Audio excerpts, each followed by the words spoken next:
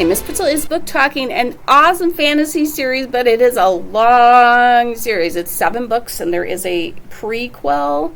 There's 7 main books, and then there is a prequel called The Assassin's Blade, which I haven't read yet because it came out after all this series came out. Like I said, this will keep you busy depending on how fast of a reader you are, but one of the best fantasy series ever. So I do want to just make a note. So the series is called Throne of Glass. This is the original cover that came out, but once the second book came out, they changed the cover. So this is the redone cover for the first book, and all the other books kind of follow this theme of Selena Sardathian, who is a former assassin. So she knows her stuff. These are the newest covers, and I'm wondering if there's a streaming series coming out and they're trying to appeal a little bit more to adults with this, although I don't know. Most of our books have this range of cover, but like I said, when I got the new one, and they've redone all the covers for all the books, more in that vein. But I prefer these. So, Throne of Glass is the series. Like I said, 7 main books with a prequel that I have yet to read, but I intend to read. Not short. So this is one of the shorter ones. So our main character is Selena Sardathian. She is an assassin who has been captured. She was set up. She thinks she knows who set her up, but she doesn't really want to think about it because it's a big betrayal if it is. And she is being rescued from a prison work camp where most of the people there die due to bad conditions. She's being rescued by the crown prince. So he is the prince who is going to be king after his father. She is rescued by him and his captain of the guard because they want to put her up as a potential for the king's champion. So the king is looking for a champion which is going to do the king's dirty business.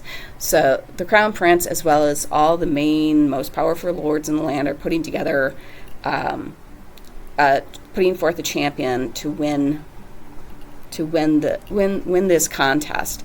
And Selena, being an assassin, has a really good chance, and she's the only female in the race. So this first book is really mostly about this competition for being the king's champion. The second book deals more with her having won the king's champion. The third book gets more into this is a land where there are fae.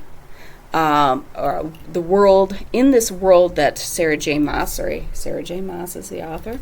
Best known for, I shouldn't say best known, I like this series better. Court of Thorns and Roses is huge, and she's now writing for adults as Crescent City, which is now revealed that it's related to A Court of Thorns and Roses. And there's even, in the very last book of this series, people say Akatar for A Court of Thorns and Roses. There's a reference to them as well in this book. So, third book, we learn that Selena isn't actually Selena. She has a history, which we kind of get hints at, and we know her as Aelin through the rest of the book, but she still has the assassin. She's been trained as an assassin, so she still has all that going on. This is a fantasy while Selena is our main character, there's many characters in this that they bring in and, get their own storylines as the thing goes along, which is why the last couple books are quite long. Like the 4th book is quite long and the 7th book is really long. But they are in this world that they live in. Most of magic in this one kingdom is gone. And it just disappeared one day. So people who had magic no longer have magic. We find out that Selena was a person who had magic. We also find out that there is a type of magic that does still work called word stones. And because we have a character, Naima, who practices, whose family knows word stones and uses this type of magic. So, like I said, this is an epic fantasy. Highly, highly recommend it. I think it's great for boys or girls because there's lots of action. There's romance in it for nearly every character as well.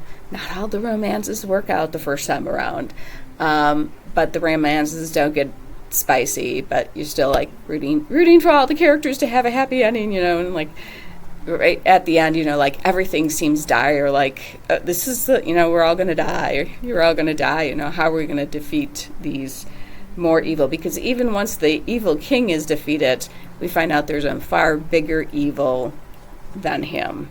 So I love this series. I actually went back and I read the series back when it first came out, and I reread the series, and I can't recommend it enough. To me, in my opinion, it's her best series. So, all right. If fantasy is not your cup of tea, I'll help you find something else. Otherwise, have a fantastic day and keep on reading.